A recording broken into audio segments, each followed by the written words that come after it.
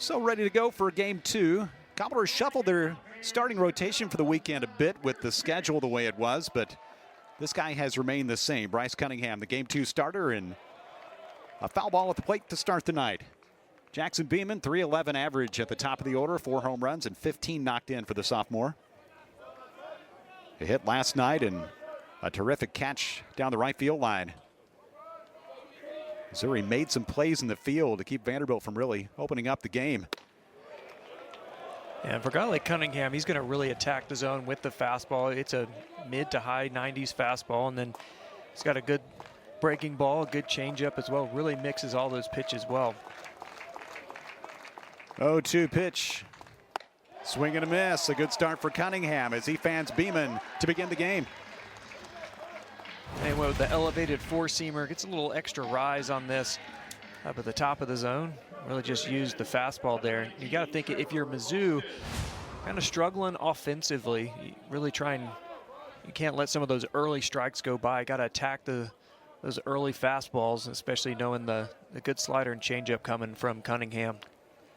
Trevor Austin looking for his first hit of the series, takes a strike as Cunningham has thrown 4 pitches and they've all been in there. Senior from Jefferson City. 271 leads the team in home runs with 8. And quickly behind 0-2. Cunningham filling up the zone. Yeah, and we saw that last night from Carter. He was able to go deep in that game because, yeah, it was very, very efficient with the strikes. No ball, 2 strike count with 1 out. High for ball 1. The exact same pitch as before against Beeman with the high four-seamer fastball. Didn't get the chase. 1-2 to the screen on a slider. Yeah, kind of a missed spot there. He elevated the fastball, tried to get the eye angle of the hitter to change, and then tried to get that slider. Just wanted a little bit further down in the zone, but a nice job by Austin fouling it off. Cunningham ready to go. This one in the dirt. 2 balls and 2 strikes.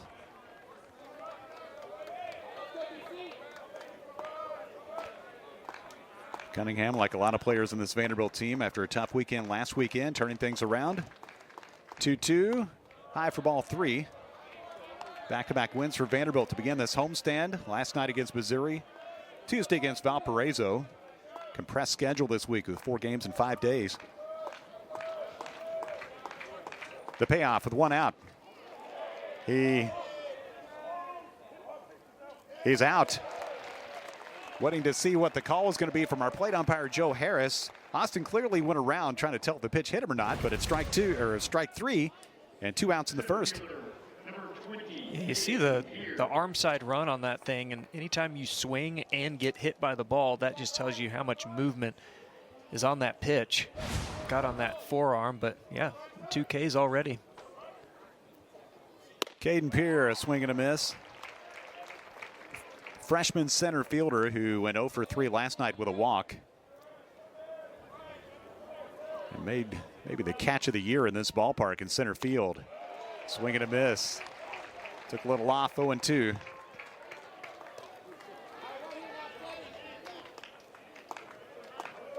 Cunningham trying to make quick work of Missouri in this first inning. High for a ball.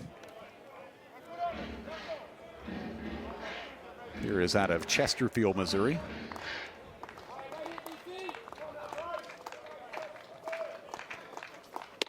Swung on and missed. Cunningham, 3 hitters, 3 strikeouts at 70 degrees as we begin game 2. And the first pitch from Lunsford, a strike to the talented sophomore, R.J. Austin. 2 hits last night. Drove in a run, scored 1, stole a base. And I caught him napping and took second base. Ball and a strike. Yeah, such a great young hitter up there, the top of that lineup. Always going to find his way to get on first base. That's really how this how this lineup really gets going. 16 of 19 stolen bases this year. If you're Mizzou, you got to find a way to keep him off base. Ball and 2 strikes as Lunsford faces Austin. Begin the Vanderbilt first. Off the plate, 2-2. Head coach Carrick Jackson saying this right-hander has got a lot of experience last year due to injuries. Good 3-pitch mix, using the changeup as a weapon, but trying to get him to understand that he can use that pitch to his advantage. 2-2, fly ball foul. Yeah, Coach Jackson also said with Lunsford, kind of been struggling, or he had been struggling going in and out with the fastball. He's been good, kind of up and down vertically, but going inside and outside, moving that ball over the plate. Roller out toward Cologne at shortstop. Guns it across to retire Austin, 1 up. That was a good look at the curveball. Had some pretty solid vertical break. Definitely has the great changeup, as you mentioned, Kevin. But yeah, that curveball is also a good out pitch for him. Actually made his first SEC start against Vanderbilt last season. Got 8 strikeouts in that performance back last April the 6th. Camden Kojal, the hitter for the Commodores, with 1 out. Fastball stays away for ball 1. Kojal, the freshman from Omaha, back in the lineup. Talked some last night, been battling injuries a bit, 1 for 4 in the opener of this series.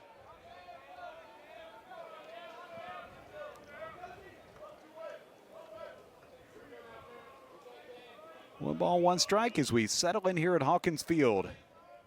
Vanderbilt trying to get a series win. Missouri trying to get the split and set up tomorrow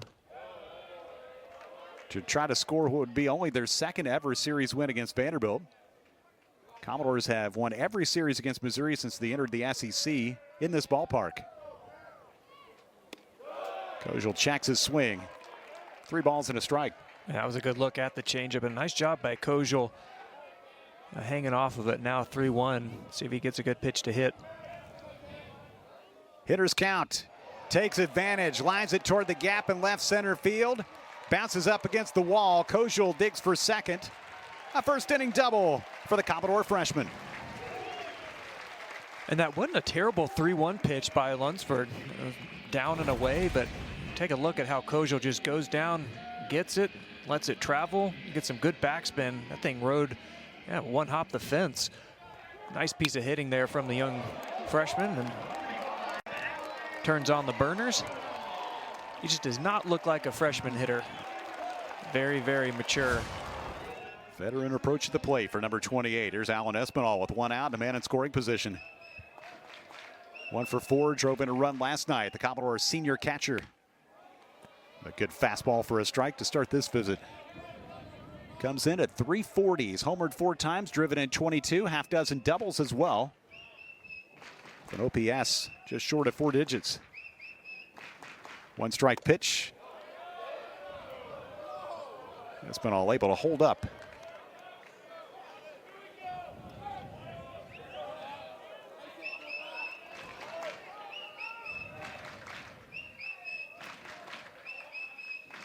Break-even pitch. Espinal takes down. 2 balls and a strike. And what I'm looking for today, Kevin, in particular from this offense, is really making a splash in a couple innings. They really were on a tear, especially against Auburn. And ever since that last game on Sunday against Auburn, just have not had the offensive production. I mean, you got to give a lot of credit to the pitching that they've faced as well. But yeah, just looking for that offense to get back in that aggressive, early count, hunting pitches. Tim Corbin has seen his team score 56 runs over the first 2 innings this season. That really has settled down quite a bit. 28-15 in the first inning, 28-8 in the second inning throughout this season so far. That includes 27 games. 2-1 pitch. Espinal out in front. The pitch up, 2-2. Yeah, and there was the changeup again. Definitely out in front. Kind of hung the changeup though. Sure You're going to throw that thing, make sure it's down in the zone. 77. Got to float it up there. Check of Kojal in the 2-2 out of play. Yeah, Andrew, when this team was going well, really going well, they were jumping in front early and not looking back. Saw that whole stretch of the first month of non-conference play.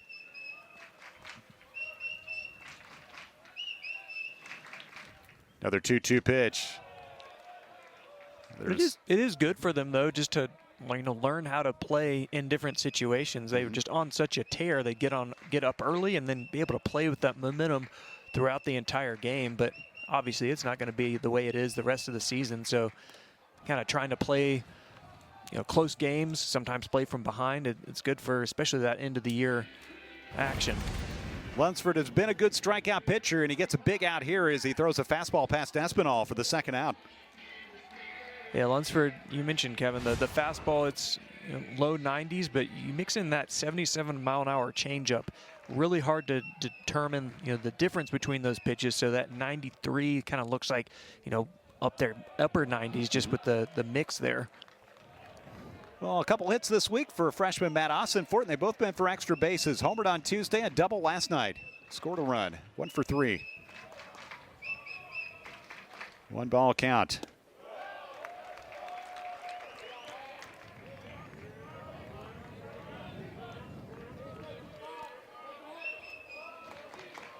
Tim Corbin says just a well-rounded hitter. A lot of power, uses the whole field.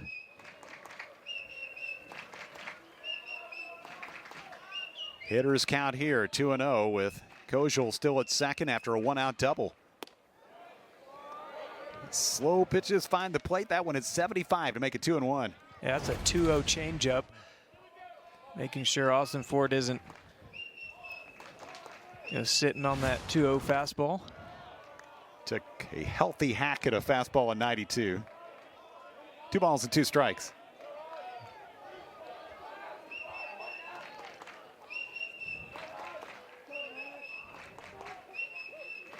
Two-two pitch to Ossenfort as Lunsford looks to strand a runner at second base. A nice little battle here, and Ossenfort able to foul off a few pitches. Looking to get that first run on the board. Runner in scoring position.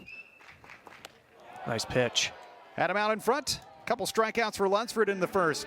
A base hit and 1 left for Vanderbilt. Good job by the sophomore for Missouri. No score after 1. Fun to watch.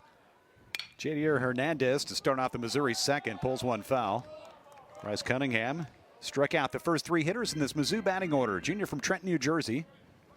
Seen Hernandez behind the plate for both games so far in this series.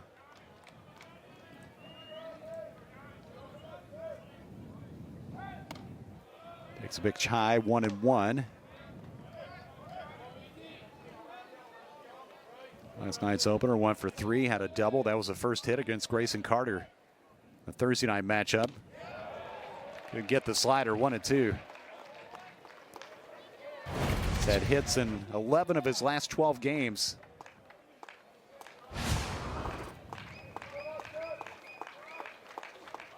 Trying to make it 4 in a row. Put in play, back up the middle. Vastine, a sliding play, throws him out. Really good at shortstop. Nicely done. Yeah, nice job. Right up the middle. Got a really good jump on that ball, too. Take a look. I mean, this ball was tagged right up the middle. You see, hits off the mound. Able to lay out. Gets up, throws a rocket over to Ossenfort. I thought he was going to try and throw it from his knees, but had enough time to get up, make the play. Here's Justin Colon, the shortstop. First time he's been in the lineup in a while for Missouri. Fouls 1 out of play. Junior from Puerto Rico. You take a look at his season numbers. He's not played since the 3 games at Arkansas 2 weeks ago. 1 strike pitch from Cunningham. A strike 2.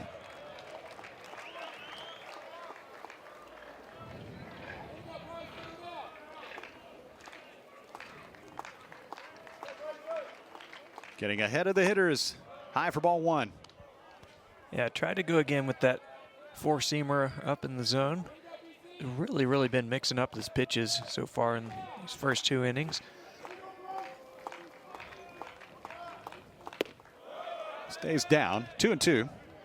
Yeah, not a bad spot. I talked with Cunningham this week and just asked about in the offseason if he had messed with any pitches, tweaked anything in particular. He said, no, not really. I mean, over my he said over my entire career here at Vandy, I've been pretty consistent with my pitches. The only thing is, you know, I was working with a two-seamer early as a freshman, and worked with Coach Brown and kind of abandoned that pitch, really stuck with the straight four-seamer. Payoff with one out. A swing and a miss. Went to the fastball to retire Cologne. 2 gone. And that was that four-seamer. He had 94, pretty much right down the gut. Has some good carry to it. He talked also about just that relationship with Scott Brown and how great it was to come in as a freshman. And Scott Brown said, you know, I'm just going to let you guys do what you want to do. I'm just here to help you. And so it's such a great thing to hear as a young player. He's not going to try and change you as a pitcher. He's definitely done a fantastic job with all these young arms on this staff. Orlando native and senior Matt Garcia is the hitter with 2 outs. Switch hitting second baseman for Missouri. Quickly behind, no balls and 2 strikes. He was 0 for 3 in game 1. And had a tough time in the last couple SEC weekends. 0-2 pitch. Stays away, 1-2. Missed the first couple weeks of the season with an injury. Returned in early March.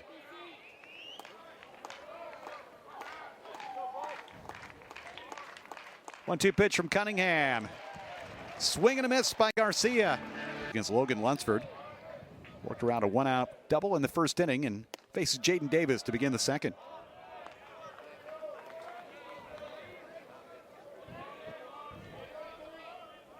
Sanford transfer. Played every game at second base. Middle infield has started now all 28 of them. Talk about Davis at second and Jonathan Bastine at shortstop. 2-strike count starting off inning number 2, and swung and missed at a pitch upstairs, 1 out.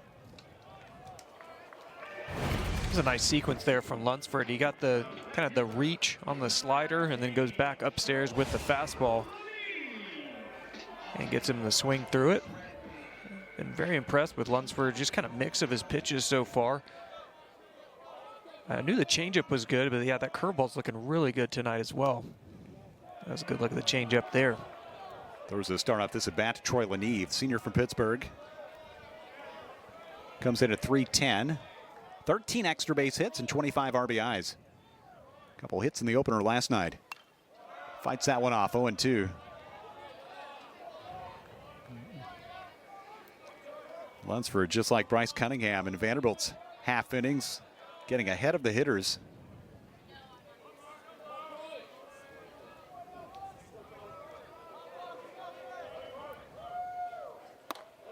One and two.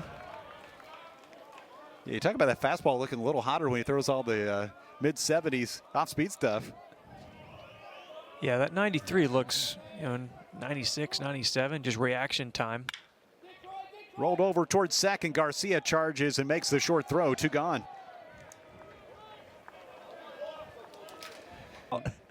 Off the bat, it looked great.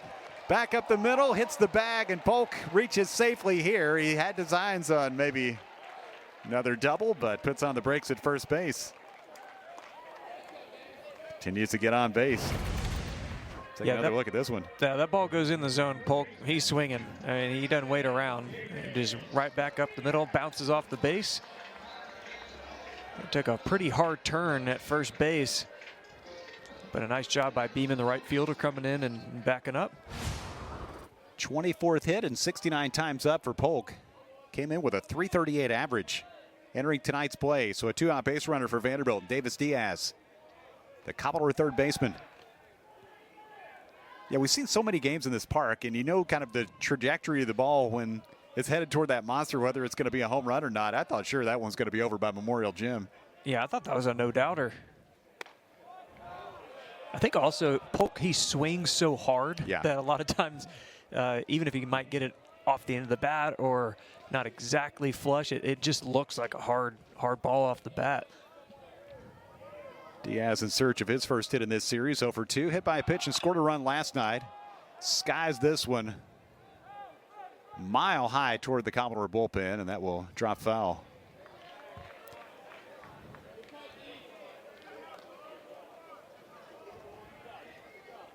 Talented dude right here in the number 8 spot in the batting order. We've seen him up toward the top of the order. Tim Corbin dropping him down a bit.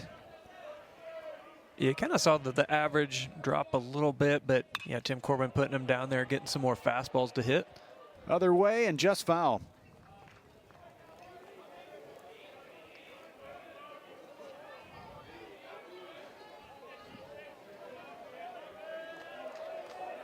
And that's the thing Tim Corbin always says, this, you know, your position in the infield or position on the field is rented. It's the same with the position in the batting order. Just a matter of putting the right combination of guys that's going to give the team the best opportunity to win. And you look at a guy like Vastine. I mean, he's hitting down in the 9 hole, but one of the hotter hitters right now. 1-2. Long drive, left center field off the bat of Diaz to the warning track. And gone. Couple rows up in the bleachers in left center. Diaz makes it 2-0 Vanderbilt. And he can do that anytime that ball comes in the zone. Just such a pure hitter. Well, gets a ball elevated, puts a good swing on it, gets some good backspin to it, and yeah, rides out of here. Heck of a swing there from Davis Diaz. Second home run, RBIs 14 and 15 for number 11. A line shot out of here to the 375 sign. Yeah, that was chest high. I mean, that was pretty impressive. He was able to get his barrel to that ball on time for it. A nice swing. Here is Jonathan Vastine with 2 outs and 2 in for Vanderbilt. I was watching Davis Diaz taking batting practice earlier today, and he was hitting a lot of balls to that spot. Yep. And some of them were way up higher than that in the stands. And a line shot off the bat of Vastine. Commodore is starting to get the bats going. Bottom of the order here in the second inning as Vastine takes an extra 90 in with a double. And that bottom of the order just getting some production going. Take a look at the swing here from Vastine. It's a fastball, outside corner, able to reach that bat out there. Nice line drive and a nice hard 90 out of the box. Thinking 2 all the way. Nice job by Pierre, the center fielder, just getting the ball in there. The Commodores swinging some good bats and just putting some good ABs one after another. Coach of Missouri, I knew he was a guy who wanted to be part of the staff. He is a beloved figure there in Columbia. Back to the top, R.J. Austin. Vanderbilt trying to get more than just 2 here in the second. Austin 0 for 1, a ground out to short his first time up. Pulls this one foul. And if you're Carrick Jackson, I mean, how great you're coming in as a new coach to be able to surround yourself with great coaches and a wealth of knowledge, and I think he's done a great job of that. 1 strike count as he tries to see his right-hander get through this second inning without any further damage. Off the plate, 1-1 to Austin.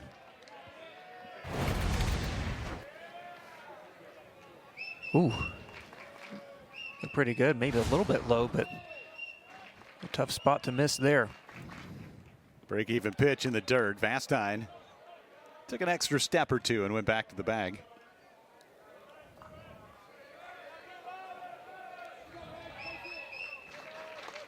This guy has been so good, so consistent. 2 hits last night. 2-1 count with 2 outs. Vastine may be in trouble here, able to get back. Fernandez had not pump faked and thrown the ball. It might have been a closer play. That was good aggressive base running there from Vastine. He sees the dirt ball, reacts to it, starts to go, realizes it's right in front of Hernandez, and makes Hernandez commit, able to get back to the bag. Good spot for Austin. 3-1 pitch. Ball 4. If you're Missouri, there were worse things that could have happened in that at bat with RJ at the plate. First and second now for Camden Kojal. Hernandez getting a workout back there. He is. Goodness. Just in that at bat.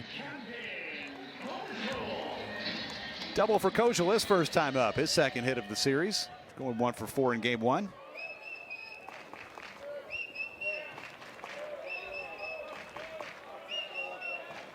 All of this with 2 outs. Kojal looks at a strike.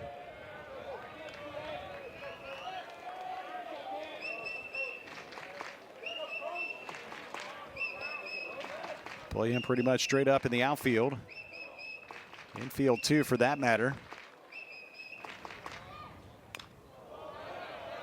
Barely got a piece to make it no balls and 2 strikes.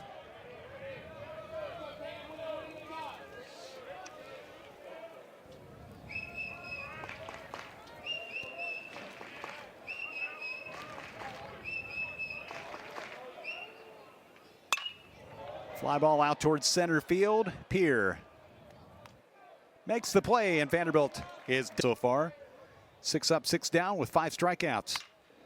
Liner toward the gap in right center field. It is Austin and can't get to it.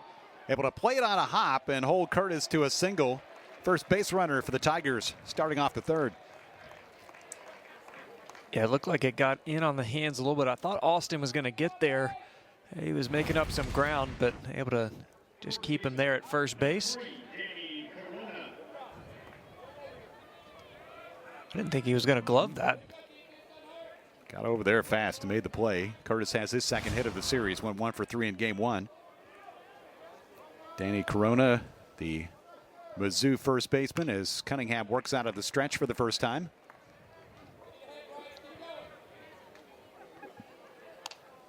The junior from Pittsburgh and the transfer from Wake Forest, who played in the College World Series last year with the Demon Deacons.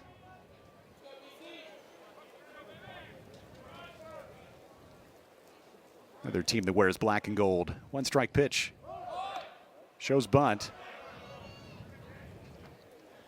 Yeah, regardless of the offensive production that he brings to the lineup, I mean, you think about just the experiences that he brings to this team, who has not had a lot of those experiences. He knows how to hit in postseason situations and in Omaha, Nebraska. I mean, that's really what you want.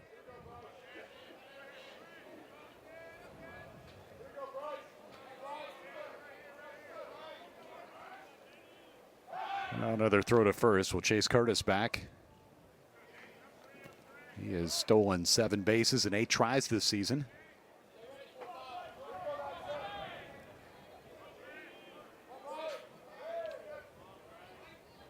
Cunningham to the plate. 1-2.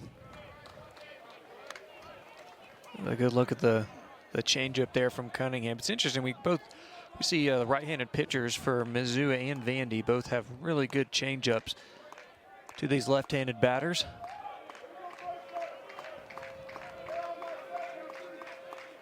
Head in the count here, 1-2. 5 strikeouts already for Cunningham. Make it 6 on a pitch down. 1 out. Another changeup. Just looks like the fastball out of the hand, and then by the time you swing, you're swinging over it. You're a little too early, and yeah, it just really messes up the rhythm of the hitter. Juju Stevens in the lineup tonight for Missouri. The DH role. We saw him pinch hit late in the game last night. Went 0 for 1.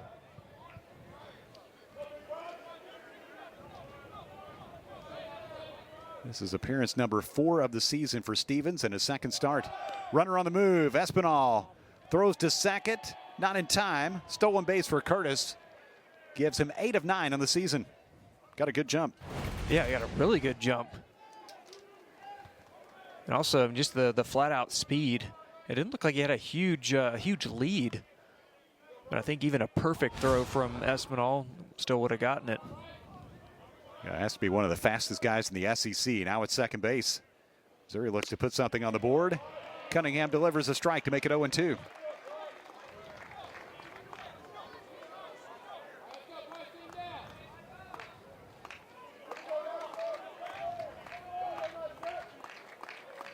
One out and a 2-strike count. Cunningham trying to keep that runner a little closer, and Stevens lays off a slider away.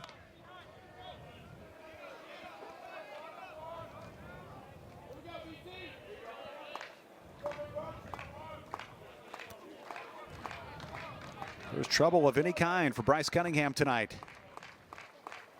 Missouri looks to cut Vanderbilt's lead in half. We play here in the 3rd, and a swing and a miss.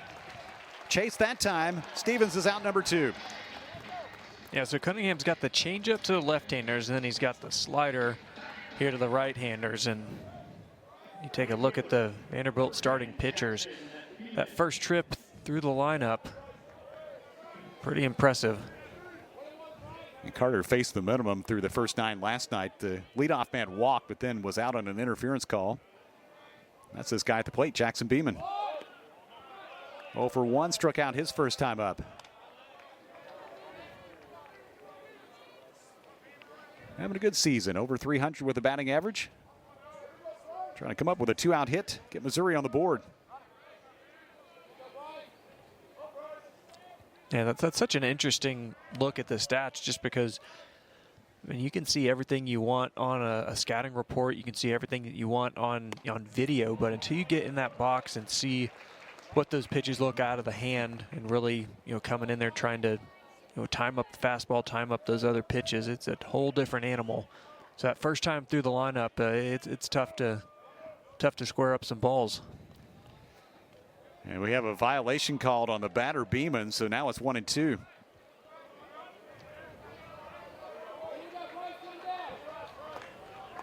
We saw that to end an inning the other night. Pitch clock violation. Now Cunningham, a strike away. Back up the middle, Vastine behind the bag, throws him out. Threat is over for Missouri in the third. A base hit and a man left in scoring position. Here is Alan Espinal to start off the inning. Foul ball. 0 for 1 with a strikeout. It wasn't too many weeks. We saw a mimosa bar up there. Really? Yeah, I mean, they had it rocking. 1 strike count. Pitch is high, 1-1. Anybody can have a beer at a game. I mean, you can have a mimosa up on the parking garage deck. High and inside. 2 balls and a strike. Yeah, that's kind of next level.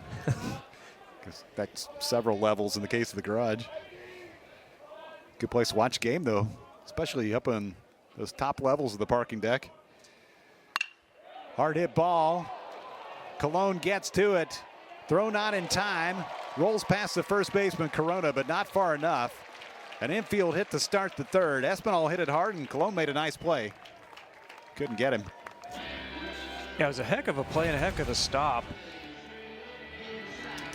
I think it was hard enough hit that I think if Colon was to lay this ball out a little bit more instead of the 2 or 3 hopper over to Corona, might have had an opportunity to get Espinal, but a heck of an effort. Leadoff man reaches for Vanderbilt for the first time tonight. Here's Matt Ossenford, 0 for 1 with a strikeout.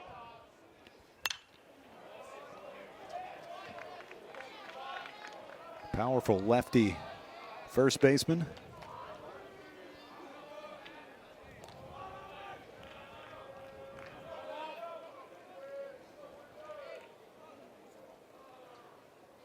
Getting a chance last couple games at first base. Racking up a couple extra base hits. Behind here 0-2. Logan Lunsford gets him to swing on a pitch down using that off-speed stuff. Yeah, I got him to swing on the changeup. Wouldn't be surprised if you see it again here. Anytime you see a hitter like Ossenford just couldn't really pick up that pitch, you're right, okay, well, he couldn't pick it up. We'll maybe throw it right there again on the outside corner. Yep. Swing and a miss. 3 pitches, 3 strikes. Ossenford out number 1 of the third. 4th strikeout recorded by Lunsford. That was 75. He took a little bit more off of that as well. It looked like Ossenford tried to hold up as far as he could, just couldn't get a barrel on it. I think Lunsford was having a little difficulty getting the sign that he wanted, so it says, I'll throw it to first and Drew will try to figure it out.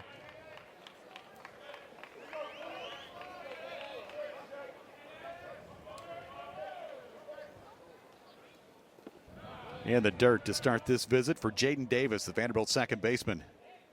Strikeout his first time up. The other guy's been really consistent. It's Vanderbilt batting order.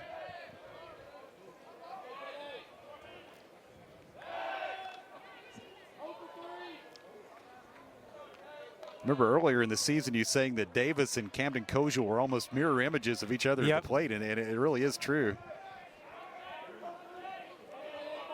Yeah, both very, very still, kind of that wider stance. It will be interesting to see both Kojal and Davis as their first, full SEC slate. And as we get in here the third weekend, there's a lot more data on them. And so you got to think as they get further during the season, how do they adjust to guys that know what pitches they handle, what pitches they might struggle with. That's really the mark of a really good hitter, being able to adjust later in the season as there's so much more data on you. Sometimes as a new player, you have that advantage to where they don't know what pitches you can handle. Yeah. It's a whole season of adjustments, both sides.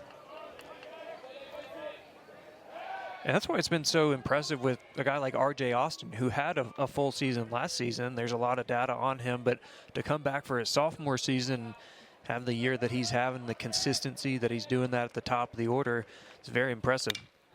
Smack to right field. Beeman to back up a couple of steps and make the catch. Thought he might have misjudged it at first, but able to recover, record the out. Espinal goes back to first, 2 gone. And you see Tim Corbin coming out, giving a high five to Jaden Davis. That's a quality at bat. Able to put that ball in play. I mean, tagged it pretty well, but Beeman right there. 2 outs for Leneve, 0 for 1. Grounder to Garcia at second base his first time up. Espinal started the inning off with a base hit to shortstop. Still at first base with 2 outs. Commodores 2, Tigers nothing here in the third. And we saw Tim Corbin down there at the dugout, and I've asked a lot of players this season, hey, do you like Corbs being down there with you? You see him right before you go to bat. You see him right before you come in there, and it's yeah. I mean, to have your head coach in there, you really feel like he's kind of in the trenches with you and giving you that encouragement. It's a little bit of a different feel than if he's down there at third base.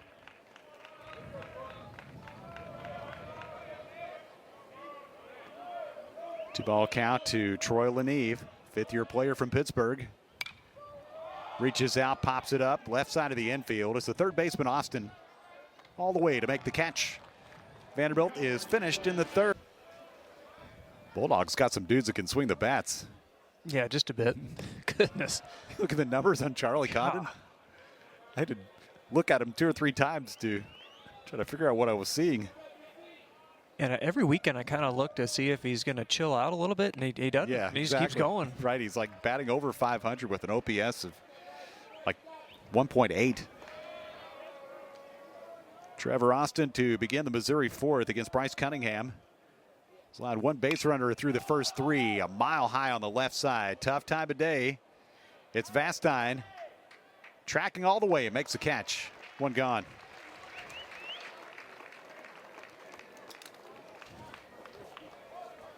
Well, Bryce Cunningham is fan 7. Center fielder, number 20, Caden here. Following up the great work last night of Grayson Carter, who made it 1 out deep in the 9th inning with a shutout. He was just dominant throughout the night. Caden Pierre 0 for 1, struck out his first time up in the first. Low for ball 1.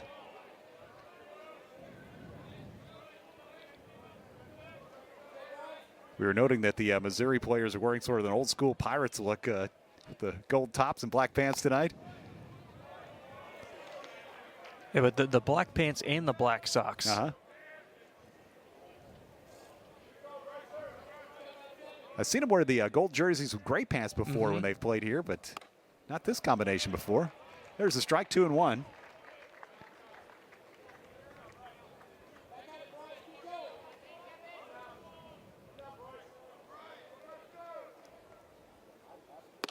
Starting off the 4th, and there's a strike to make it 2-2 with 1 out. A heavy dose of fastballs we've seen from Cunningham. We'll see if he goes to the changeup here. Fastball for strike 3. 8 Ks for Cunningham, 2 outs. 8 Ks for Cunningham. Jadier Hernandez is the hitter. He was out on a nice play by Jonathan Vastine. His first time up, 0 for 1.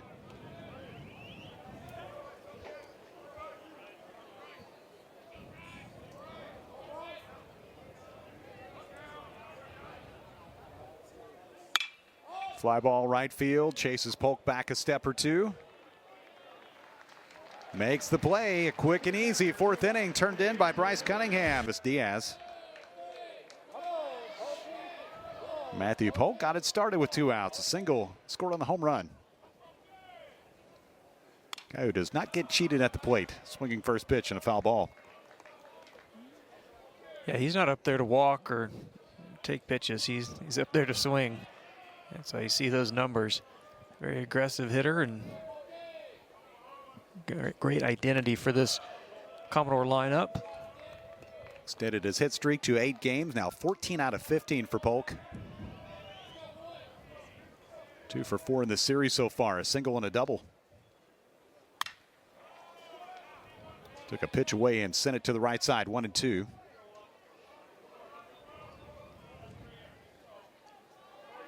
And we say he's aggressive, but he's aggressive selectively. I mean, he's not swinging at pitches outside the zone. Done a really good job of that this year. Pretty good breeze blowing out toward left field. Right on that one. Stays 1-2. That's something that Tim Corbin's really stressed in the offseason with a lot of these hitters is really just picking good pitches to hit. There's so much done within college baseball and amateur baseball is just focusing on the swing mechanics. Sends it to the left side. Austin waits. High throw. Did he make the tag? Safe at first. First base umpire Derek Malika took a moment to make the call. Polk safe and the leadoff man on here in the 4th. Yeah, his ball just kind of sails from Austin. And I'm taking a look here. Yeah, nice. I didn't think Polk touched first base, but a nice job. Tries to avoid the tag, and he does. Reaches out, stretches, able to get that right foot on the bag.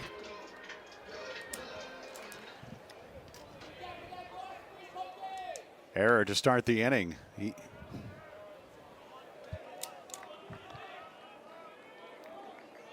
So first error of the night for Missouri. And Davis Diaz, the man who's done the damage for Vanderbilt tonight. 2-run homer to the bleachers in left center 2 innings ago in the 2nd.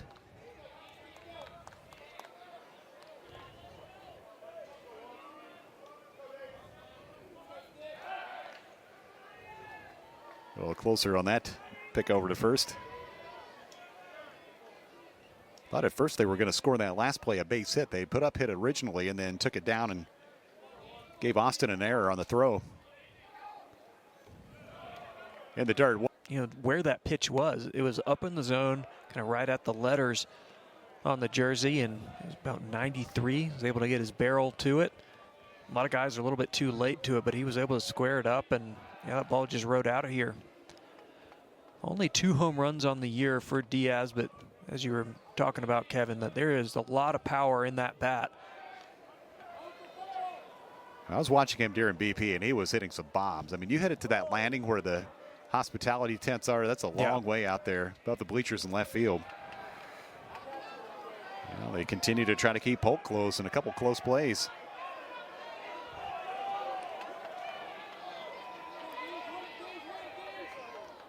To the plate. This one hit toward right field. Going to stay in the yard, though, as Beeman makes the catch. 1 out. Polk retreats to first. Yeah, but as I was talking about earlier, Tim Corbin said there's so much that is talked about within amateur baseball about swing mechanics, and it's all about how does your barrel get to the ball, everything. But you can have the best swing in the world, but if you're swinging at bad pitches, it doesn't matter. Right. And so Tim Corbin really emphasized that, just pitch recognition, swinging at good pitches this offseason, and I think it really has translated to these hitters from last year to this year, and seen a lot of them really not leaving the zone a lot, being a lot more disciplined, especially with 2 strikes. One ball count to Vastine, doubled his first time up. That was right after the home run. Inside 2-0. I think one of the real questions, though, for this offense, can you get that consistent approach like we've seen through a lot of this season, where you get guys on base, use the speed, use extra base hits, maybe not necessarily home runs. The lineup that doesn't have tons and tons of just 20 home run hitters, Right. And there's definitely guys that can leave the yard, but not guys that are just putting up crazy RBI numbers. Definitely a 1 through 9 effort. That ball smoked to right field. Down for extra bases for Vastine. His second double of the night puts runners at second and third with one out. He crushed that ball to the gap. Vastine seeing it well against his right-hander Lunsford. And he does such a great job with that ball low and in, able to drop the barrel. Take a look.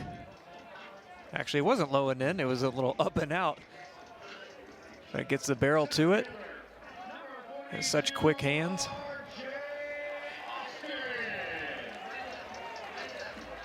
From up here, it did look like it was low and in, but on the replay, I was corrected. That happens to me all the time. Here's R.J. Austin for the third time tonight. 0 for 1 with a walk.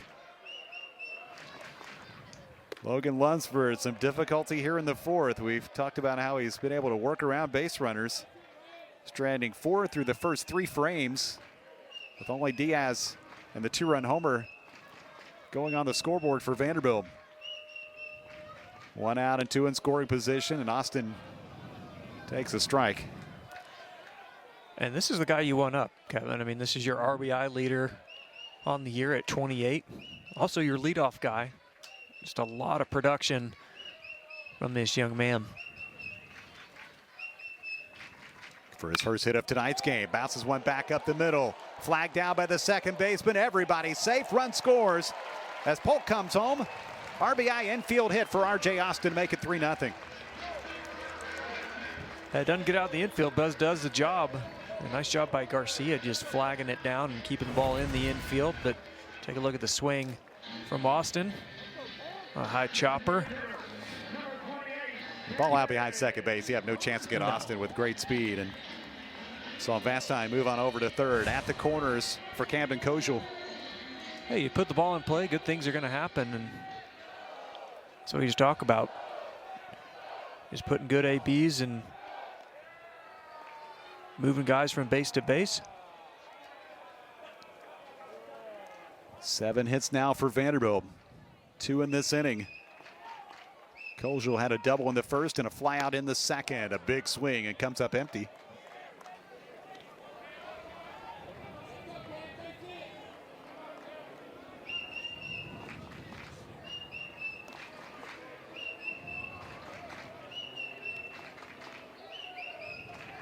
Hits in each of the first 2 games of the series. Austin on the move, bunt on the right side. Run comes down to score as Kojal's out at first. Vastine in to make it 4-0. It's a heck of a little safety there. It caught me by surprise. Very, very, very well executed there from Cam Kojal. Little safety squeeze to get that run home. Vastine down from third. Yeah, he puts him in the perfect spot too. Right in between Lunsford and Corona. Easy score there from Jonathan Vastine. Austin at second with 2 gone, and Espinal at the plate. 1 for 2. High fly ball left field. Curtis makes the play. Vanderbilt finished in the fourth. 2 runs, 2 hits, an error, and 1 man left. Going to see a lot of arms ended up in the bigs, and that's why this conference is so hard. Great players across the board. Vanderbilt has 11 in the big leagues to start the season. A couple of them are injured, but always seems like year after year, double-digit players from this Commodore program, part of major league teams. Justin Colon to start off the 5th against Bryce Cunningham. So that only 1 hit. That was a double to start the 3rd. And that's been the only base runner as well. He has just been excellent. Following up the great start by Grayson Carter last night in game 1.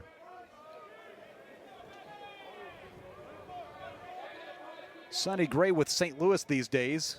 Starts off the season on the injured list.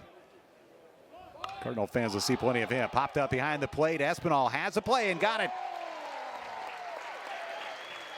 Colon retired to begin the 5th. Yeah, not a bad thought there from Colon, just trying to get something going. He saw Diaz was playing back, but in the process of doing that, barrel kind of tipped down, pops it up, and Espinal right there to make the play. And that happens especially on a fastball in the mid-90s. It's going to hang up there a while, and Espinal able to get back and catch it. Matt Garcia 0 for 1, also with a strikeout in his first at bat. Inside out at that one. We're toward the Vanderbilt bullpen.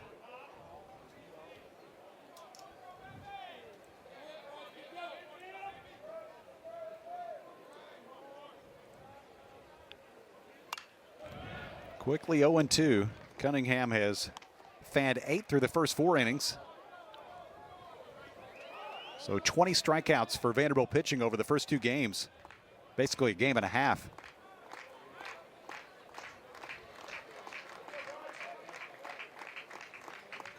Two strikes to Garcia. Misses away. Yeah, tried to get Garcia to chase here with the changeup. Doesn't get it, a little bit outside. Not a bad spot. Cunningham's 1-2 pitch. Got him swinging. Yeah, went right back to that changeup, but pulled it in just a little bit inside to make Garcia think he could grab it, and then you'd see the arm side tail. Really nice executed pitch. Jarek Curtis, owner of the only hit for Missouri tonight. Leadoff single in the third, stole a base, was stranded at second. Yeah, we saw the number of right-hand pitchers on opening day rosters for Mizzou, and we saw the Sonny Gray flag. As a hitter, in the SEC, specifically as a hitter for the Commodores back in the day, in inter squads, I always thought, man, I'm a terrible hitter. What in the world? What is wrong with me? And then I realized hitting against guys like Sonny Gray, Tyler Beatty, Walker Buehler. Yeah. And you look back and you think, well, those guys were really, I obviously wasn't the greatest hitter, but those guys are so good. It's amazing to even put a bat on a ball for a guy like me against those guys. They're all still playing too. Yeah. Carved out some big time careers. Sonny had a good season for Minnesota last year. 2-2 pitch to Curtis. Runs it full. There's probably guys in this Vanderbilt roster who say the same thing about these guys, like you were talking about earlier. Payoff with 2 outs, trying to avoid a base runner, fell back to the screen. Yeah, it's one of my favorite questions I like to ask a lot of these hitters is, all right, inter squad, who do you not like to face? And the biggest answer I've gotten this year has been Carter Holton. They just, the way that ball comes out of the hand, it's tough to see. It's fast and gets on top of you. Good breaking ball. See him tomorrow. Payoff again with 2 outs. Check to swing and a pitch down. Well, to hold up, and it's a 2-out walk. Curtis on base both times tonight. First baseman, number 3, Danny Corona. So one of the fastest guys in the Southeastern Conference on base again for Danny Corona, who struck out in the third, 0 for 1.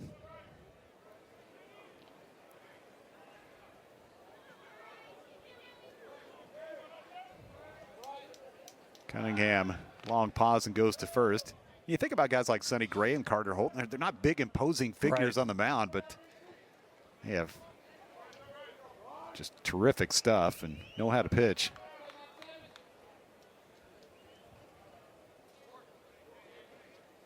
Runner bluffs going, a swing and a miss. Yeah, and Sonny, grew up around here. I faced him in summer ball growing up, and from age 15, 16, God legitimately put just a lightning bolt in his arm, and he has always been able to throw that fast. And his work ethic is, second to none. You hear Scott Brown talk about the mindset that he gets in his bullpens when he's here training in the off season. And I've heard a lot of these young pitchers who have watched him and really taken a lot of things that they've learned from Sonny Gray in the off season and kind of moved that into their, preseason or workout mix.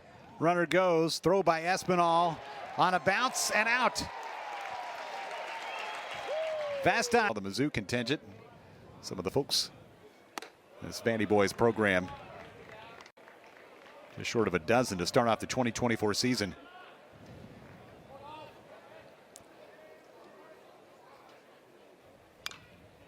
pretty tough arms in that group as Matt Ossenford starts off the Commodore fifth. 0 for 2 with 2 strikeouts against right-hander Logan Lunsford.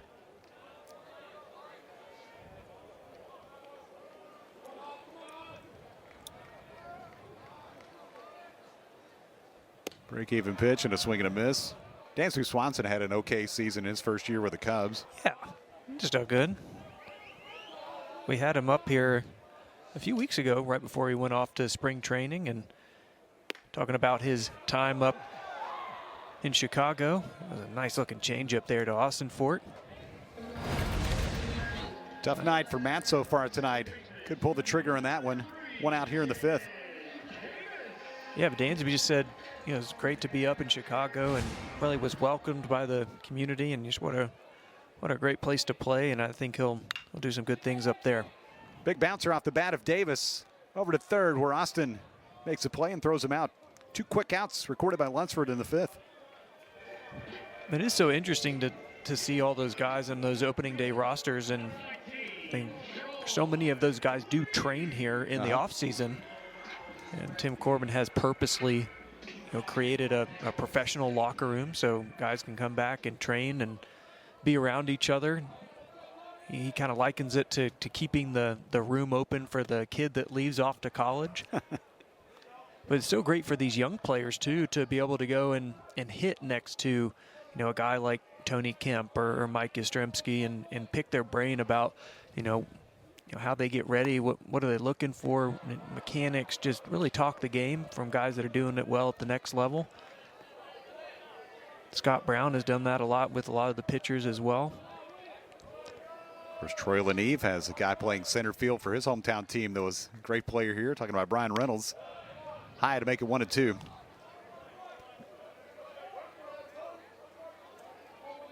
Leneve 0 for 2 on the night, a ground out and a pop out to third. 1-2 from Lunsford. 2 balls and 2 strikes.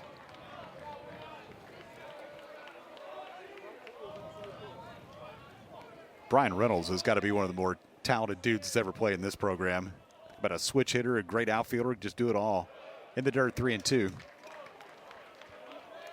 Yeah, such a great player to watch here as of Andy Boy in the outfield. And one of the more pure hitters I've ever seen come through here, and that's why he's getting paid the big bucks. Yes, he is. Troy Leneve has his first knock of the night. 2-out single back up the middle. A great piece of hitting right here from Troy Leneve. That change up on the outside corner, right back up the middle. We talked with Leneve a few weeks ago, and they said what he said. He's just trying to stay right back up the middle and shoot it right back up that middle to left center. Has a lot of power that way. Matthew Polk has been on twice and scored 2 runs. Slow stuff for strike 1. 2 outs. Leneve at first.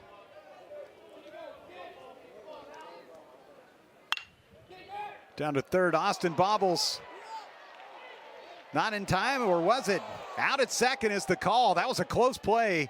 I thought Leneve was going to be safe in the inning. This guy at the plate, Danny Corona, 8-9-1 for Mizzou.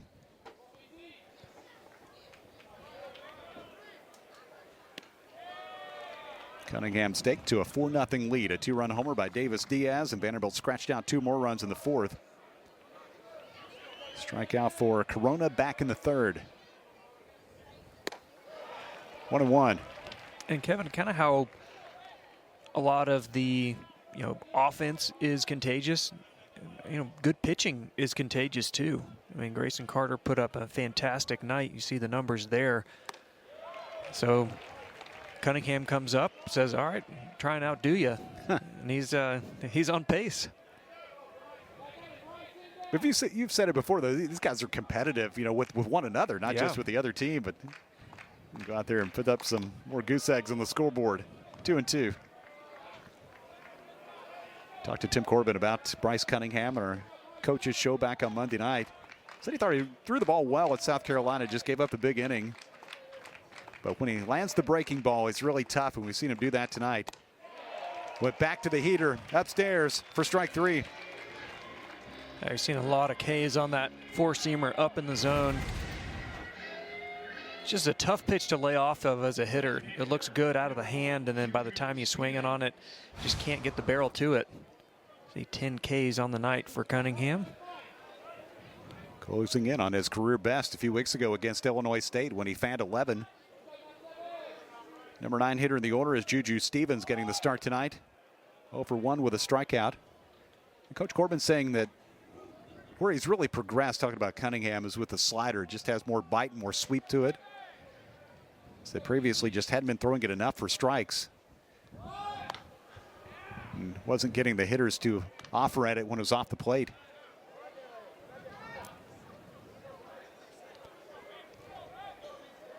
2-ball, no strike count to Stevens. We'll see Jackson Beeman next for Missouri here in the 6th. There's that fastball for strike 1.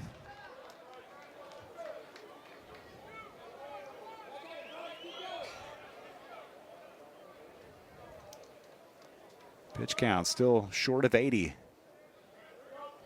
Inning number 6. Called strike 2.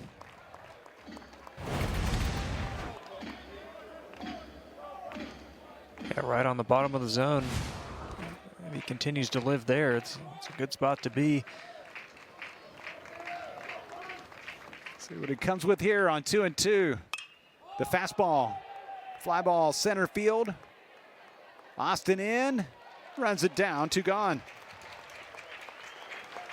Yeah, kind of a tougher sky. It looked like R.J. Austin might have struggled to see that one off the bat. He was playing pretty far back, too. You kind of saw the pause for a couple seconds and then finally gets a glimpse of it. Love that red glove out there. Yeah. We always never able to have, cool gloves, and we had to have like brown, black, or the pitchers tan. would always try and get the kind of the light tan. They called it a bone color. And that was almost an outlawed color for the pitchers. It was somehow distracting. And now they red gloves, purple gloves, and a whole lot of fun stuff. No fun back in the day. Somehow I knew the red glove was going to lead to that.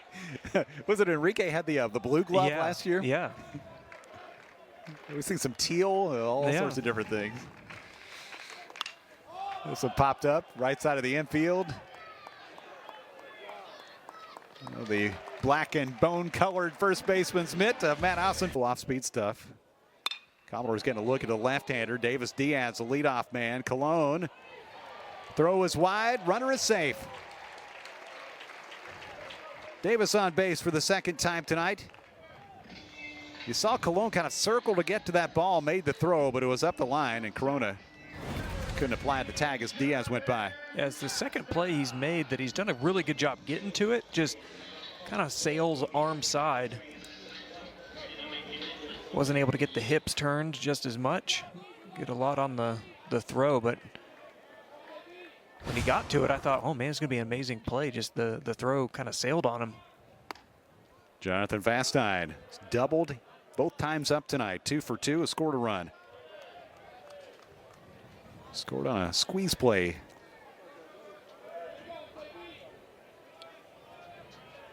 A bunt put down by Cam Kojal in the 4th inning. Vanderbilt scored 2 of its 4 runs. Pushes this one to the right side. Will get the runner over. Fairly close at first as Corona retrieved the ball and went back to the base. 1 out. That was a good try right there from Vastine. I think if he puts that ball 2 or 3 feet more to the left and making Corona move a little bit more to his right, and that's an easy hit. But a well-executed bunt there gets the runner over. We've seen the Commodores do that a couple times. If there's a possible sack opportunity, they might use the bunt for a hit. If they can get the hit, cool. If not, you at least get the runner over. Take the sacrifice. Area where traditionally Vanderbilt's always been really good at getting those runners over, and guys like R.J. Austin getting them in. Drove in a run with an infield hit in the 4th. 1 for 2 with a walk.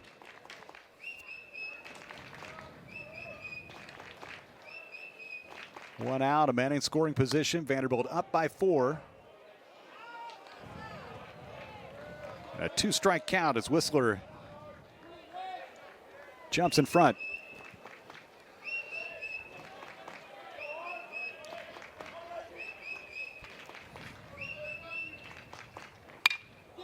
Poke to the right side. Will get the runner to third. Short throw by Garcia. He delivers to first. 2 outs as Diaz is 90 feet away. A nice executed pitch there by Whistler. Just gets the ground ball. Garcia able to range over there, keep the ball in the infield.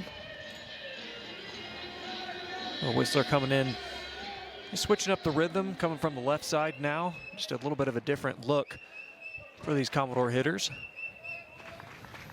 Cam Kojal, a double, a fly out, and a squeeze bunt. His 3 times up tonight. Big swing on a pitch down and in.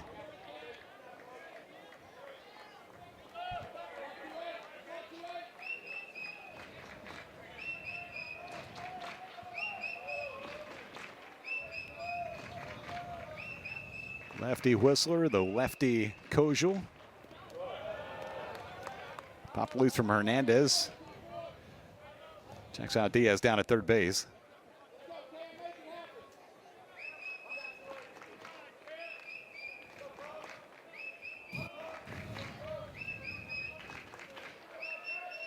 Four-run advantage, trying to get another with 2 outs.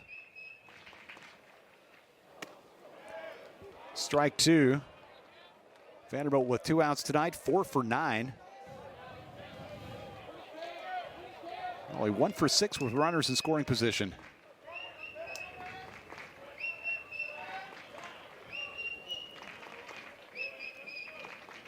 One-two from Whistler.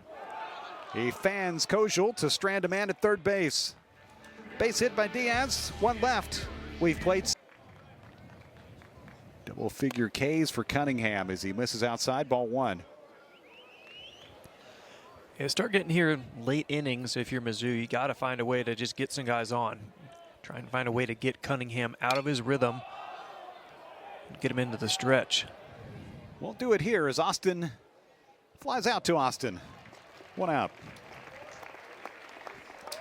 Use that red glove to make the catch. Caden Pierce, the hitter.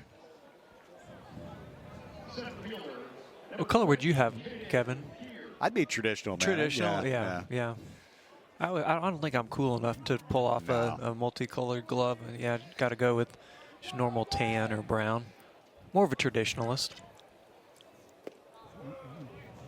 Check swing on a pitch down. My glove I have had since I was a teenager is kind of the tan. Part of the hide. Yeah, the Rawlings Ozzie Smith model. Oh, yeah. Doesn't work quite as good as the one the Wizard used to use. Pitches in there for a strike, 1-1. See, I wouldn't want to have a flashy colored glove, so when I made a bunch of errors, it wouldn't show up quite as bad. This will pull foul. I mean, if you're Enrique or you're RJ out there in center field and you can make all the plays. Yeah, it doesn't matter what you use. Right. Yeah. Use an oven mitt. We saw this guy make a great catch last night. Yeah. In fact, I thought that might have been the best catch in this ballpark this season, the one that Caden Pierre. He laid out on a ball hit toward right center.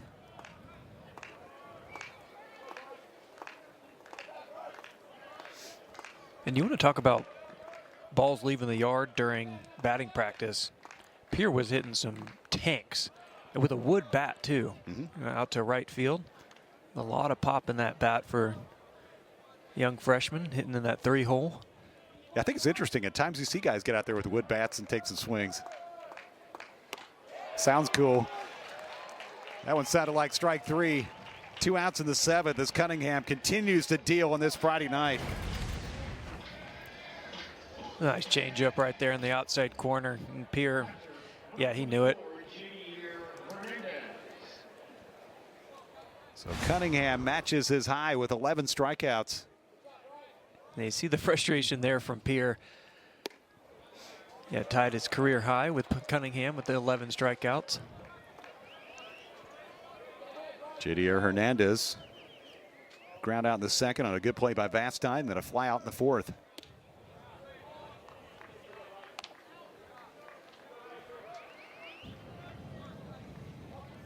At times it's felt like Cunningham's just been playing pitch and catch with Alan Espinal. He's just been dominant tonight. That's a foul ball. Yeah, and those two have a really good relationship. 2 summers ago, they played up in Cape Cod League and for the Bourne Braves. Able to, spend every day together, pitching bullpens, and he was his catcher in all of his starts. And so Espinal really knows what he's thinking, what he wants to throw. Have a really good kind of back and forth there. 1-2 pitch with 2 outs in the 7th. It's in the dirt. And there's a reason why they don't use the pitch comms. If they're pitching together, they're most likely calling the signs. As I say that, looking at the pitch comms. The one time. Come on, Bryce. Making us look bad. 2-2. Bounce the other way.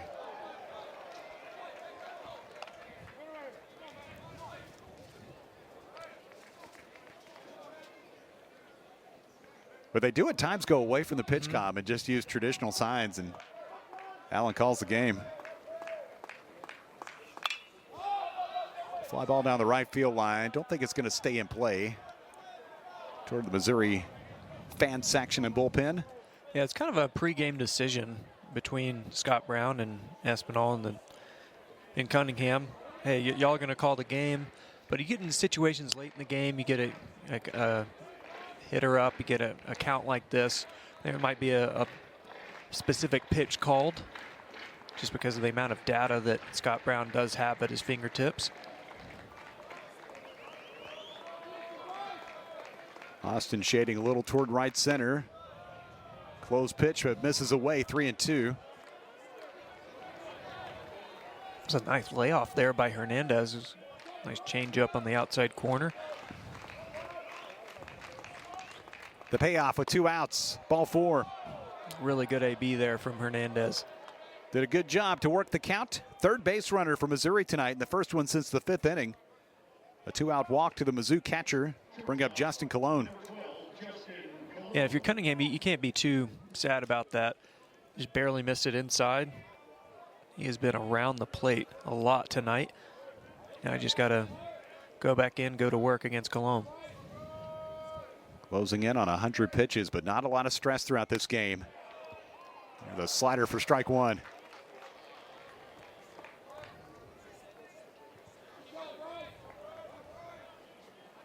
Strikeout in the second. A bunt that Espinal tracked down behind the plate. It's fouled back over the press box to make it 0-2.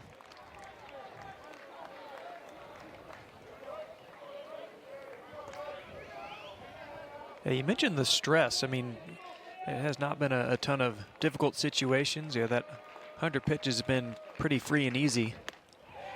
Called third strike to finish the 7th. Cologne looks at one right down the middle. A dozen strikeouts for Bryce. Yeah, the hot chocolate and hot dog special back earlier in the season. Yeah, that was questionable. Yeah, This is a tough combo right there. It is a tough combo. Alan Espinal 1 for 3 tonight. Infield hitting the 3rd. Delicious individually. Yeah, I don't know Together, about collectively. Maybe not. Daniel Whistler, his second inning of work, gave up a single to start the 6th, but stranded Diaz at third base.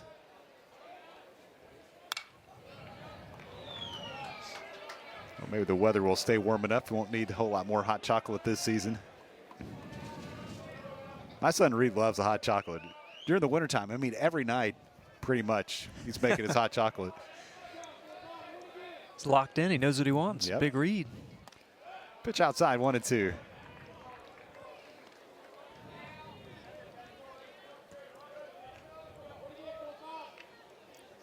I'm occasional on the hot chocolate every now and then in the winter. Kind of same thing for coffee. 1-2 pitch. Out on strikes. Espinal swings and misses. First down of the 7th. A nice changeup here from Whistler. Right on the outside corner. Just off the plate just enough to get Alan Espinal to chase. Tough night for Matt Ossenford. He'll be taken down for a pinch hitter as Colin Barzy will come to the plate.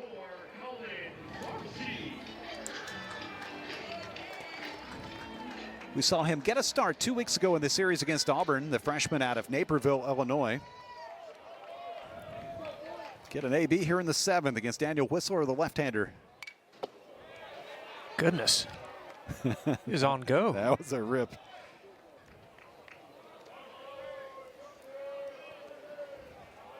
Then you got to figure the usual late game defensive adjustment with Austin going to first and Calvin Hewitt entering, maybe Jacob Humphrey as well. 0-2.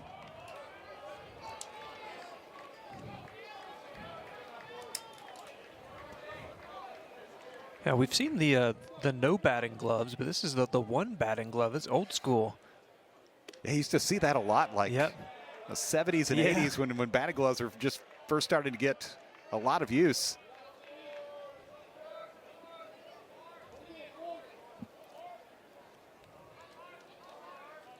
One-two pitch with one out. Another big rip. Stays 1-2. Masters coming up, maybe a little inspired.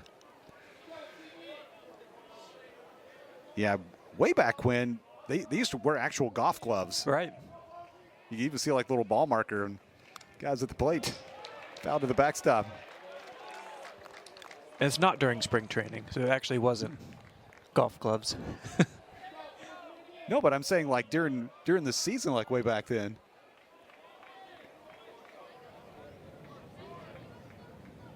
One-two pitch coming up to Barcy. Takes strike 3. It's a nice pitch right there in the outside corner. Nice curveball. Right in the back door. I guess I was saying, you know, spring break or spring training. I got you. Spring training guys most likely going straight to the golf course right afterwards. Bringing clubs to the ballpark. Pitch high and away to Jaden Davis, 0 for 3. Roger Dorn brought his clubs to the ballpark. Poke to the right side. It's Garcia. Throws out Davis. Vanderbilt's done in the 7th. 3 up, 3 down. Known each other for about 5 years as kind of a mentorship, and had a good conversation with Corbs and said, hey, he knows the game and would be a great opportunity for you. Neat to see. Jabari Brown getting an opportunity with that Missouri program. New pitcher for Vanderbilt is Miller Green. He faces 6, 7, and 8 in the Missouri lineup after Bryce Cunningham turned in 7 innings of one-hit ball. The numbers on Miller Green, the Nashville native. Sub-1 ERA in 10 1/3 innings. Appearance number 9. Matt Garcia to start the 8th. 0 for 2 with 2 strikeouts.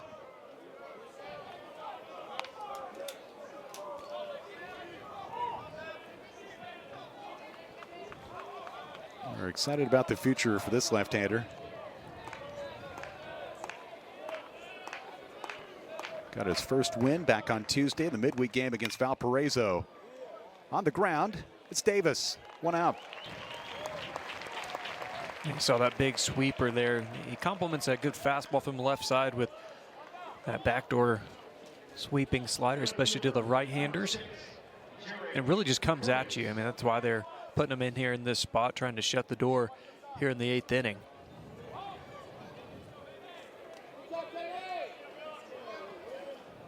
Vanderbilt has also made the defensive change we kind of expected with Calvin Hewitt going to center field. Swinging a fly ball foul off the bat of Jarrett Curtis, who was the one man that Bryce Cunningham couldn't get out. Single in the 3rd and a walk in the 5th. Only 3 base runners allowed by the Commodore starter. 1 strike pitch for Green.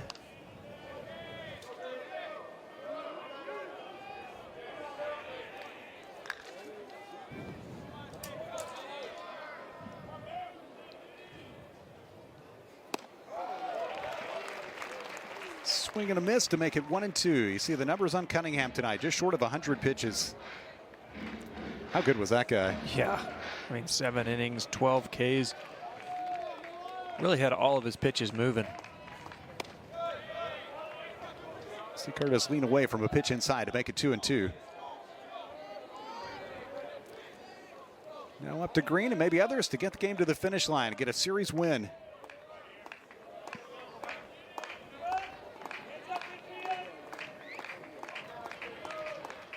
2-2 with one out.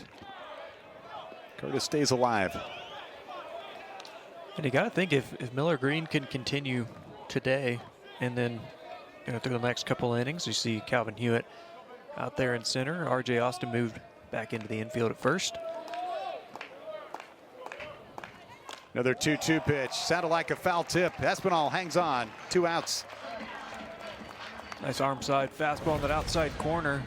Gets the arm side run, gets just the tip of that bat. Nice job by Alan Espinal hanging on. Yeah, if Miller Green can hang on the rest of this inning and go next inning, there's a lot of pitchers left in that pen. To the point where tomorrow, some guys might have to just be throwing bullpens down there, and even if they don't get in the game. Hit the opposite way to Diaz, playing in. And he throws out Corona at first. 3 up, 3 down. Haven't really just exploded with a ton of offensive production. I do think you got to give some credit to these Mizzou pitchers still. The game almost has a similar feel to last night, where it's it's 3-0 going to the ninth, but it's not out of reach. Missouri put a run on the board and got a little bit interesting there in the ninth inning before Ryan Genther closed it out.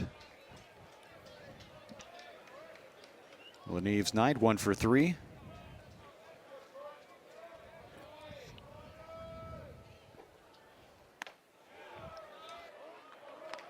One ball, 2 strikes to the Vanderbilt left fielder. Starting things off here in the 8th, Leneve, Polk, and Diaz.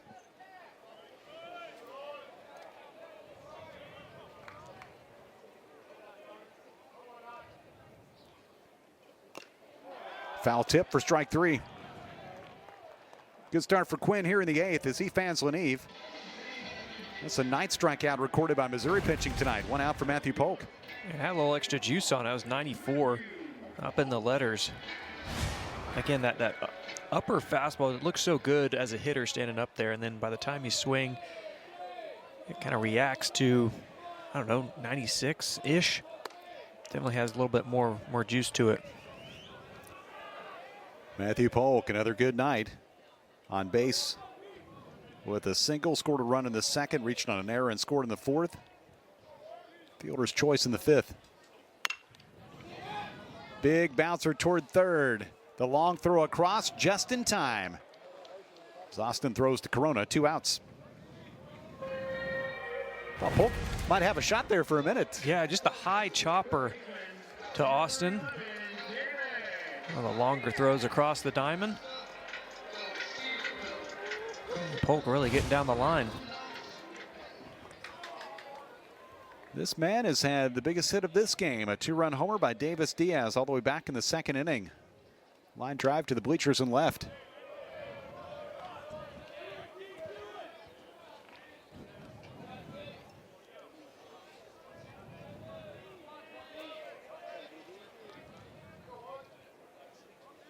One ball count. Big swing.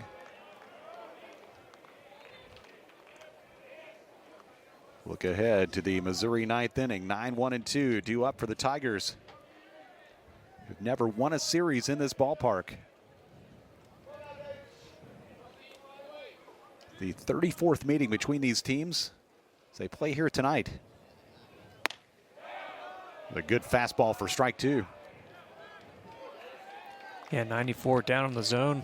Diaz, an aggressive swing earlier, let that one go by. Really good with 2 strikes, though. We'll see what Quinn comes with. Reached out, pulled that one foul. Jonathan Bastine hoping to get a shot here in the 8th inning. If not, he might have to wait till tomorrow.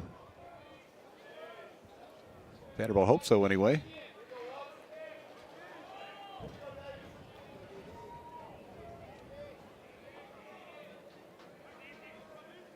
Ball on 2 strikes with 2 gone in the 8th, and boy, that one got Diaz. Looks like he's okay. Pitch kind of just got away from Quinn. 2-out hit batsman gives Vanderbilt a base runner and gets Vastine to the plate here in the 8th. Yeah, Cohen was trying to go with the right-on-right breaking ball.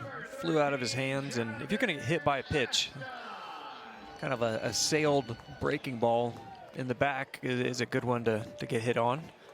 Yeah, I was afraid at first it might have hit him in the back of the helmet, but it did get him in the back. Jonathan Vastine, 2 doubles and a sack bunt.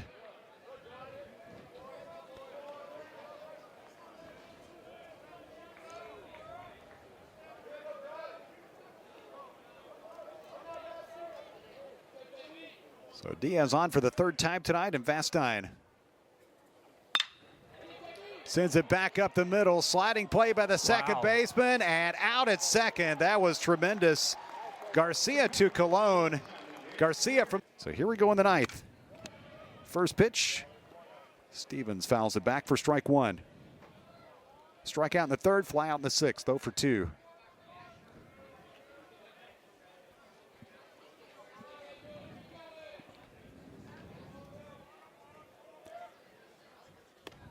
Out in front, no balls and 2 strikes. Vanderbilt looking to go to 5-3 in SEC play and stay perfect at home. And also extend their home win streak. At a dozen games as we entered play tonight. Pulled foul.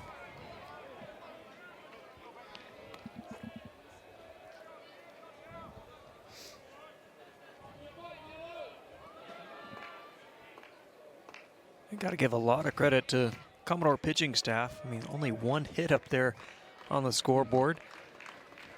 But if you're Mizzou, trying to just find a way to get on base. Devastine takes his time, 1 out. Yeah, only 4 hits in 2 games for Missouri. Had 3 last night. But the single by Jarrett Curtis in the 3rd has been the only knock of this game for the Tigers. Go back to the top of the order for Jackson Beeman.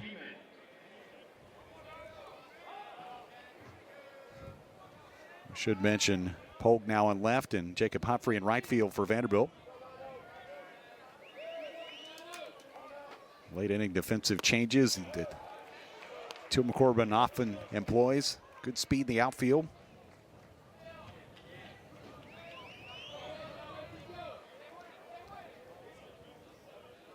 One strike pitch, smack towards center, but it's Hewitt. About right in his tracks, makes a catch. Missouri down to their final out.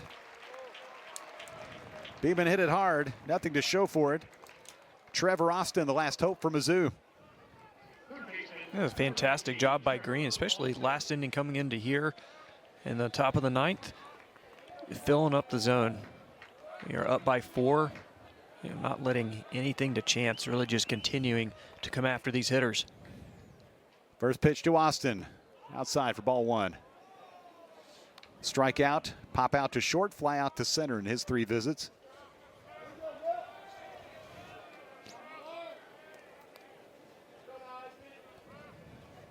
One ball count. Green hits the outside corner, 1-1.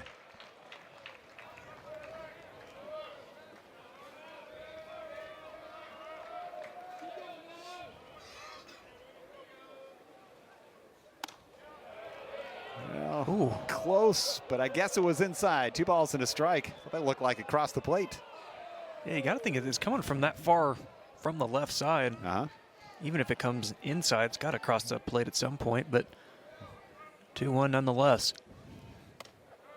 High for ball 3. If Austin reaches, we'll see Caden Pierre come to the plate.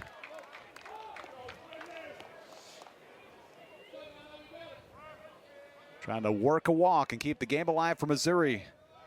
Green going to throw a strike on a 3-1 pitch. Got it on a foul ball. Full count.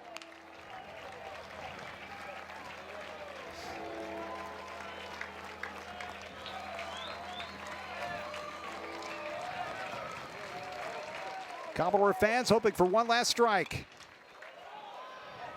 Another foul ball out of play. I don't know how Austin hit that thing. Yeah, the sweeper came inside, at least got a bat on it, but yeah, put it in the football stadium. We'll see if Green comes with a fastball here. Another payoff. Towards center. Hewitt is there. Vanderbilt takes this series with a 4-0 win over Missouri. Commodores limit the Tigers to 1 hit.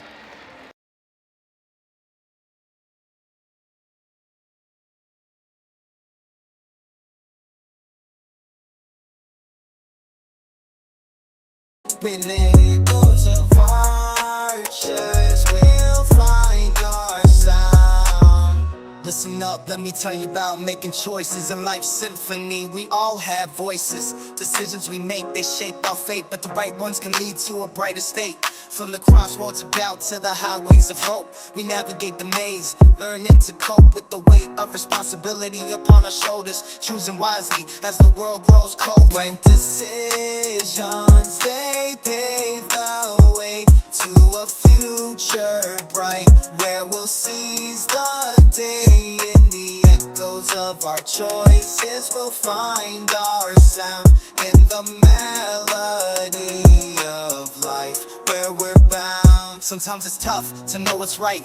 In the darkness of uncertainty we lose sight, but deep within there's a guiding light, leading us through the darkest night. With every step we take and every path we choose, we're writing our story, we can't afford to lose. So trust your gut and follow your heart, for the right decisions, they'll set us apart. Right decisions, they'll set us apart. Right decisions, they pave the way to a future bright, where we'll seize the day. In the echoes of our choices, we'll find our sound in the melody of life, where we're bound.